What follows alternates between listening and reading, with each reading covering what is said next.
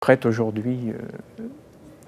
Voilà. Alors pour l'Albanie, c'est quelque chose d'absolument fantastique parce que c'est une culture qui a été très importante. Ça a été la troisième culture qui a eu une littérature au Caucase du Sud avec la Géorgie et l'Arménie.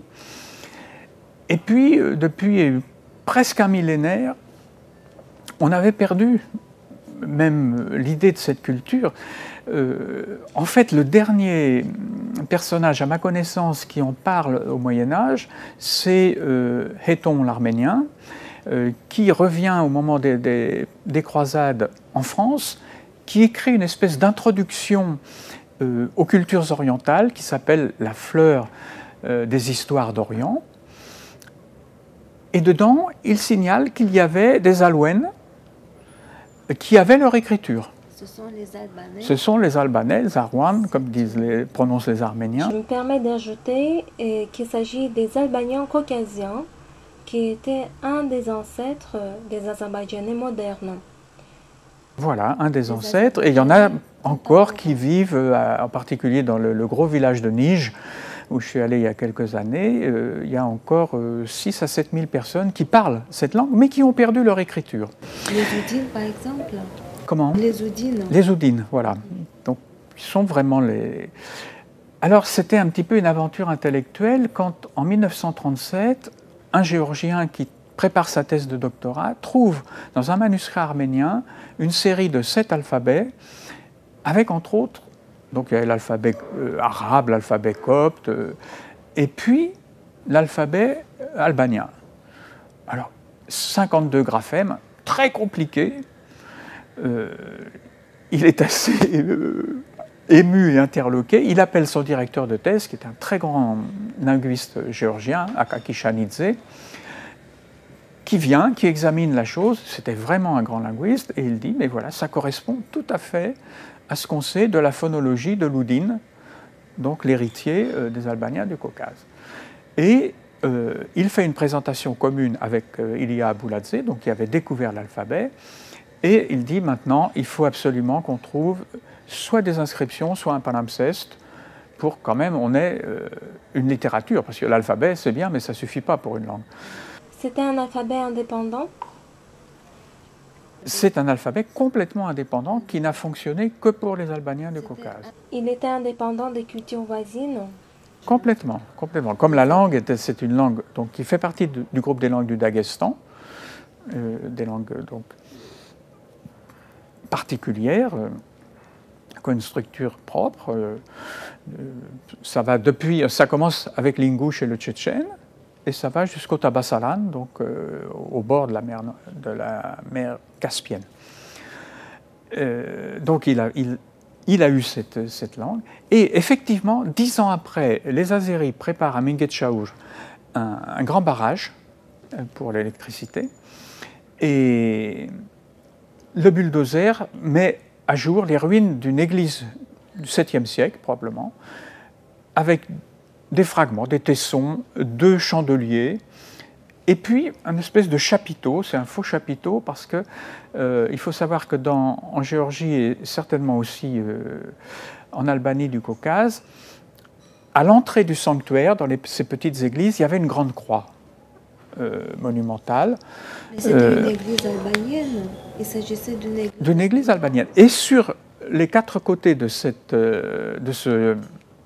piédestal, si vous voulez, une inscription avec des signes qui se rapprochent quand même beaucoup de ceux qu'on avait trouvés dans le manuscrit. Mais évidemment, beaucoup plus ancien. Le manuscrit a été écrit par quelqu'un qui n'avait jamais écrit d'albanien, donc il l'a un peu transformé avec sa langue à lui, les graphies de sa langue à lui. Ça a été... Alors pendant une vingtaine d'années, les savants, soit de Moscou, soit d'Azerbaïdjan, soit de Géorgie, soit d'Arménie aussi. Alors les Arméniens, ils étaient très sceptiques. Au fond, ils ne sont pas très contents qu'il y ait quand même eu encore une autre langue, apparemment. Certains peut-être. Et ils ont dit, mais non, c'est un alphabet tellement compliqué que ça n'a pas pu être jamais écrit. Bon. Et puis, alors, j'allais dire coup de tonnerre, je crois que c'est en 1991, la première expédition géorgienne peut aller au Sinaï, voir le nouveau fond du Sinaï qui a été trouvé en 1975. Il y a eu un incendie et puis on a découvert une espèce de petite pièce fermée depuis le début du XVIIIe siècle qui était en fait un espèce de rebut de manuscrit où il y avait beaucoup de choses, surtout non grecques, parce que le monastère, évidemment, il n'y avait plus de communauté non grecque au Sinaï depuis longtemps. Il s'agissait des manuscrits géorgiens? Alors, il y a des manuscrits géorgiens, il y a des manuscrits arabes, il y a des manuscrits syriaques, il y a des manuscrits slavons même. Et dans quel état étaient les manuscrits retrouvés? Alors, ils étaient évidemment en très mauvais état. Certains étaient réduits à l'état de briques, et on ne pouvait absolument pas ouvrir. Mais les Géorgiens sont quand même très débrouillards. Ils ont envoyé des très bons restaurateurs. Et actuellement, donc, on a à peu près une centaine de manuscrits qui sont... Mais c'est surtout des fragments. Et environ 2000 fragments, feuillets, épars, qui n'ont encore jamais été classés. On va peut-être encore retrouver des choses intéressantes. Et là, dans 2 manuscrits différents, apparemment d'ailleurs les fragments de 2 manuscrits albaniens, palimpsestes, donc, qui ont été lavés et réécrits en géorgien au Xe siècle apparemment.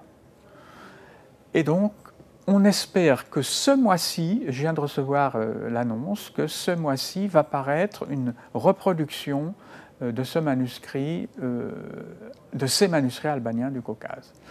Et le collègue, bon, je travaille en Géorgie avec un collègue allemand qui est impliqué dans cette publication parce qu'il a mis au point, il a fait mettre au point des appareils pour lire les palimpsestes beaucoup mieux qu'autrefois. Et me dit, ben, bon, la structure de la langue n'a pas beaucoup changé. De la langue donc oudine. Entre l'oudine et l'albanais au 7e siècle, il n'y a pas beaucoup de différence. Par contre, dans le vocabulaire, bon, il y a eu forcément des évolutions. Mais... Voilà, et il se trouve que bon, ça fait partie des choses peut-être inexplicables qui sont... pourquoi est-ce qu'on est chercheur? Peut-être parce qu'on a des intuitions que depuis la fin des années 70, je pensais bien qu'on trouverait un palimpseste à Jérusalem ou au Sinaï. Et j'avais beaucoup intrigué pour qu'on ait une mission commune avec les Géorgiens au Sinaï. Malheureusement, le CNRS n'a pas donné suite. Et heureusement, il y a eu quand même l'École pratique des hautes études qui a pu financer ce travail. Et maintenant, on va avoir un résultat, je pense, extrêmement spectaculaire. Parce que c'est la première fois qu'on va pouvoir, pour tout ce groupe de langues qui sont très archaïques, ont au moins 5000 ans, ces langues du Daghestan, contrôler ce qui s'est passé il y a 13 siècles. Comme si tout d'un coup on entendait Charlemagne parler, ou on trouvait un disque et puis comment est-ce qu'il parlait, ou comment est-ce que le chant grégorien était chanté avant Charlemagne. Bon, intellectuellement, c'est vraiment une aventure tout à fait excitante.